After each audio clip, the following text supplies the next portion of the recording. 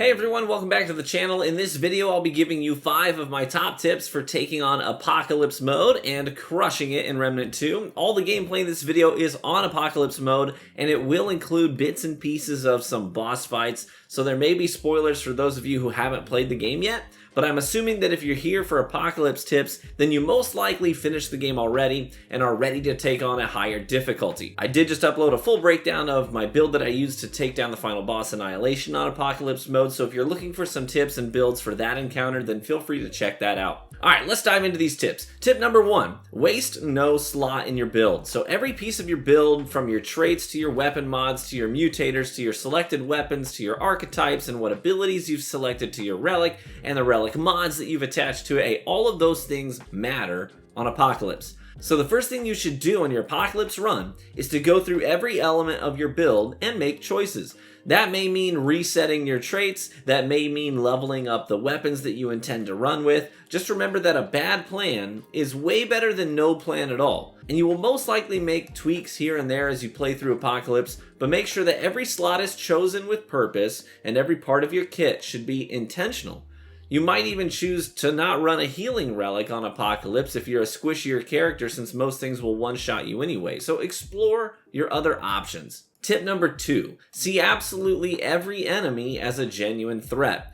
Anything on Apocalypse can kill you almost immediately if you aren't too careful. So that means you're going to have to give every enemy combatant the proper respect that they deserve, no matter how small or common they may be. Part of respecting every threat is learning what every combatant does. So know their moves, their tells, especially even their weak spots. For example, I actually didn't know until my Apocalypse run that these pudgy little blisters with legs can be knocked down immediately by just shooting their legs. That ended up making my Apocalypse clear on Legion so much easier, knowing that I could cripple these guys to stop them from blowing up on me. So make sure you aren't flippant, otherwise you might end up resetting all the way back at a checkpoint due to some extremely avoidable death. So take your time, don't rush through areas. A well-timed dodge is almost always a better choice than activating a mod or ability and taking a hit during the animation. Tip number 3, and I hate that this is an actual tip because the soundtrack to this game is exceptional, but on Apocalypse difficulty, I think it's best to turn the music off. Oftentimes, the music will cover up the audio cues that enemies give off before an attack, and I prefer to cut out all the noise that isn't conveying important information. So that means muting the music until I'm done with my run, and it's not a big deal anymore, right? But as soon as my Apocalypse run was over, that music went back on since it sounds amazing. But games like this put so much emphasis on the player's ability to take in information and make informed decisions based on all that information in real time. So cutting out the fluff so we can just focus on the important stuff is a good strategy to avoid unnecessary deaths here and there. Tip 4, have all your bases covered.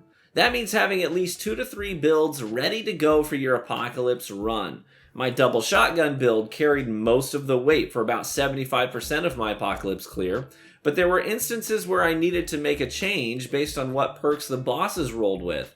If they resisted the core elements of my build, then I needed to make a change.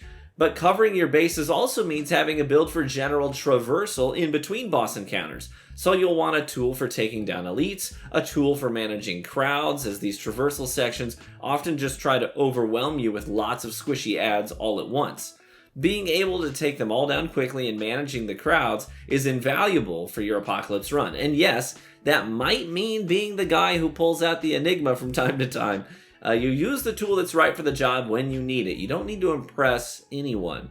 Otherwise, I enjoyed running the Rupture Cannon for most of my run and using a bleed mutator and an AoE amulet that spread bleed to everything around the original target.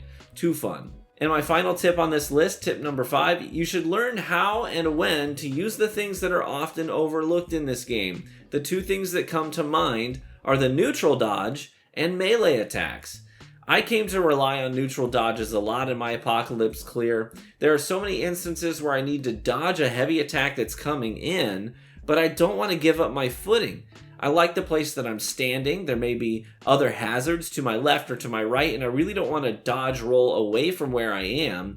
It always surprises me how many people don't even know what a neutral dodge is, so let me explain really quick in one sentence. A neutral dodge occurs when you input the dodge command without applying a directional input. This results in a stationary and quick dodge. There's some dissent in the community about whether or not the neutral dodge has fewer immunity frames than a full dodge roll, and it may actually depend on things like your traits and abilities that affect the dodge roll distance too.